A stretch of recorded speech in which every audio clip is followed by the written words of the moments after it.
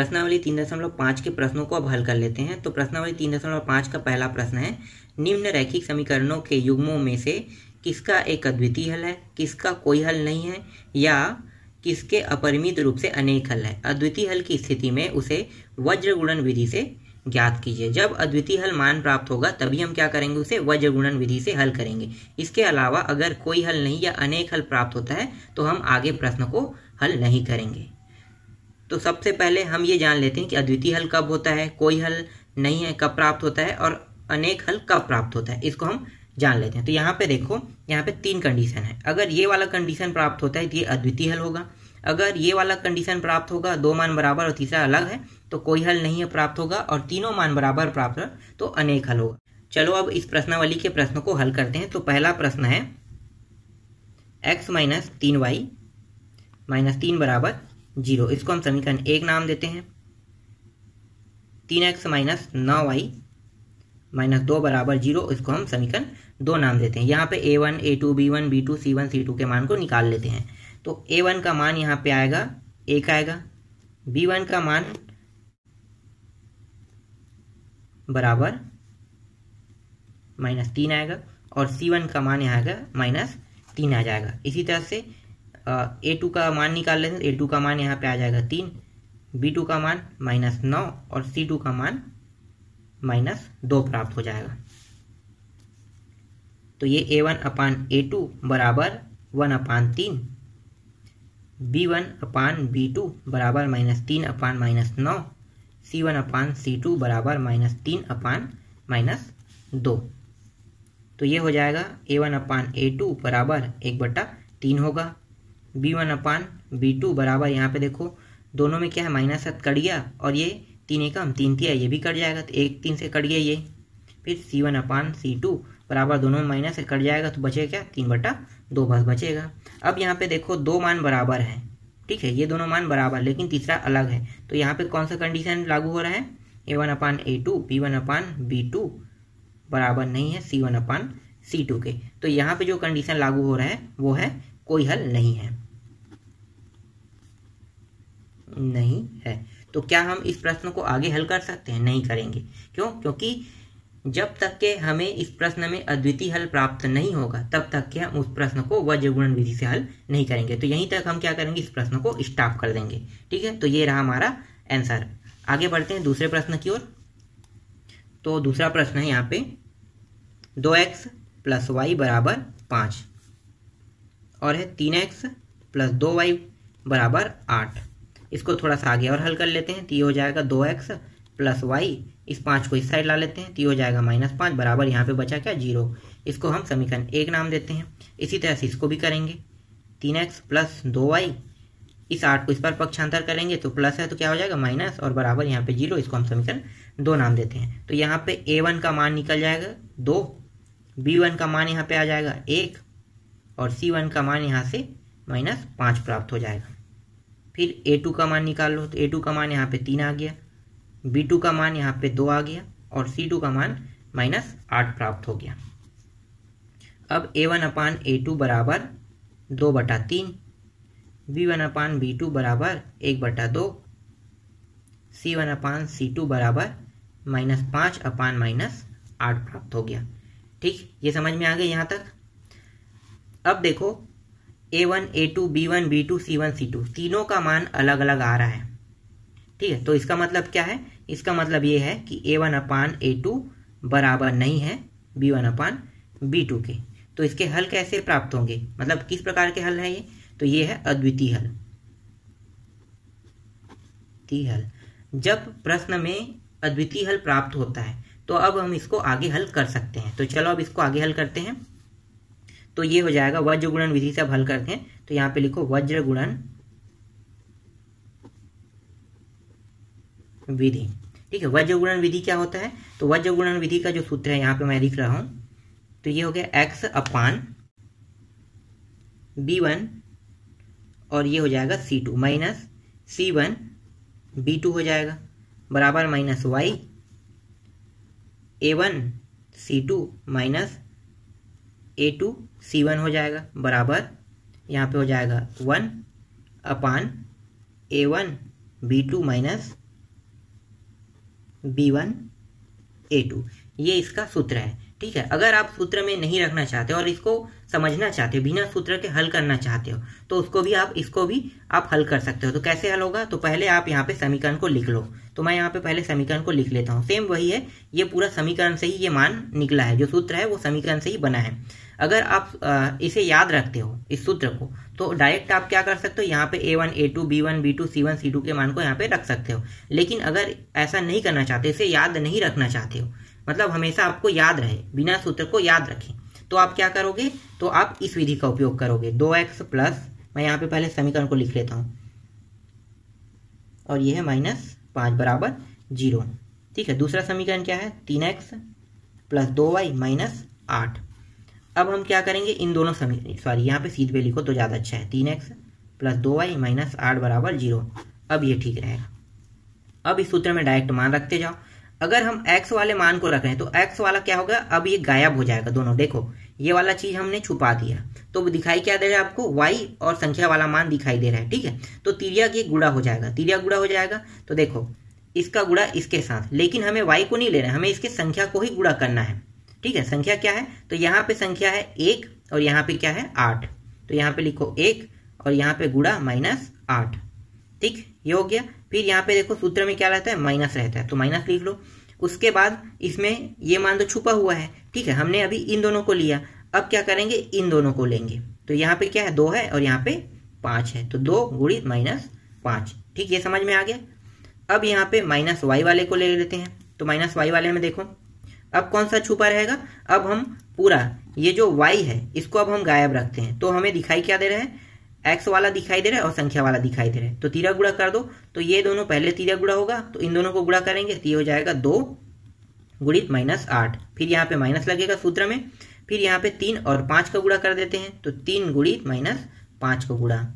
फिर बचा जो है वो लास्ट में हल कर देंगे इसको, तो 1/, ये संख्या वाला है। अब ये संख्या है, देखो यहाँ पे संख्या है, मतलब कौन सा छुपा रहेगा इस बार ये वाला मान गायब है। ठीक है, अब आपको दिखाई क्या दे रहा है, x और y वाला मान दिखाई दे रहा है। तो x और y वाले मान को अब हल करो, तो ये दोनों गुणा हो जाएगा, तो ये होगा 2 गुणित 2 -3 गुणित 1। ठीक है, अगर आप सूत्र में भी मान रखोगे तो सेम टू सेम यही मान प्राप्त होगा। अगर सूत्र अगर आपको याद है, देखो ये जो मान है ये पूरा का पूरा वही है, ये B1 का मान है और ये C2 का मान है, इस तरह से ये मान है, ये C1 का मान है, ये B2 का मान है, ये सेम वही है। अगर आप इस सूत्र के फॉर्म से नहीं बनाना चाहते और डायरेक्ट आप इस तरह से बनाना चाहते हो, तो आप डायरेक्ट इस तरह से मान को रख सकते हो। चलो अब आगे इसको हल कर लेते हैं। तो ये हो गया x/, ये हो गया -8, गुणा करेंगे तो ये माइनस क्या हो गया, प्लस हो गया, ये आ गया 10 आ गया। फिर ये -y/8 दूनी 16, मतलब ये -16 और ये माइनस क्या हो गया, प्लस, तो 15 हो जाएगा, बराबर 1/, ये हो गया 2 दूनी 4 -3 हो जाएगा। तो ये हो जाएगा, आगे हल करते हैं तो x घटा देंगे तो यहाँ पे 2 प्राप्त हो जाएगा, ये हो गया -y और यहाँ पे -1 बराबर 1/1 प्राप्त हो गया। ठीक है, यहाँ पे क्या प्राप्त हो गया, 1/1 प्राप्त हो गया। अब हम क्या करेंगे, अब हम एक बार इसको और इसको लेकर हल करेंगे और दूसरी बार y वाले को लेकर हल करेंगे। तो पहले x वाले को लेकर हल करते हैं, तो x/2 बराबर 1/1। इसका तिर्यक गुणा कर देते हैं, तो नीचे का जो मान है वो कहाँ पे चला जाएगा, ऊपर में चला जाएगा। तो 1 वाला जो मान है तो क्या होगा, इसका ऊपर में गुणा होगा तो 1 का 1 ही वही मान प्राप्त होगा, मतलब हमें सिर्फ इसे x को x ही लिख देना है। फिर सिर्फ 2 वाले को ऊपर ले जाओ तो ये प्राप्त हो गया 2, तो x का मान प्राप्त हो गया 2 प्राप्त हो गया। अब दूसरी बार लेना है y वाले को, तो यहाँ पे देखो दोनों से क्या हो गया, दोनों में y माइनस है, तो y माइनस है, तो दोनों से माइनस कट जाएगा, तो यहाँ पे बचेगा y/1 बचेगा और 1/1 हो गया। यहाँ भी तिर्यक गुणा कर देंगे, तो देखो सभी में 1 मान है, तो मतलब सेम टू सेम वही मान प्राप्त होगा।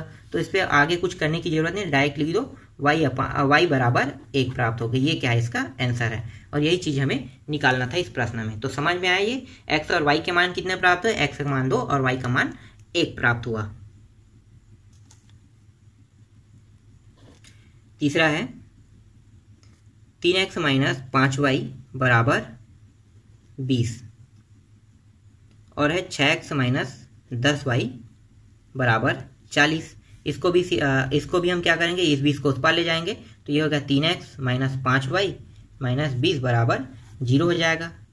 6x माइनस 10y और इस 40 को भी इस साइड ला लेते हैं तो ये हो जाएगा माइनस 40 बराबर 0। इसको हम समीकरण 1, इसको हम समीकरण 2। यहाँ पे a1 a2 का मान निकालें तो a1 का मान कितना आएगा 3 आएगा, b1 का मान माइनस 5 और c1 का मान माइनस 20 आ जाएगा। इसी तरह से a2 का मान निकाल लो तो ये a2 का मान 6, b2 का मान आ जाएगा माइनस 10 और c2 का मान माइनस 40 आ जाएगा।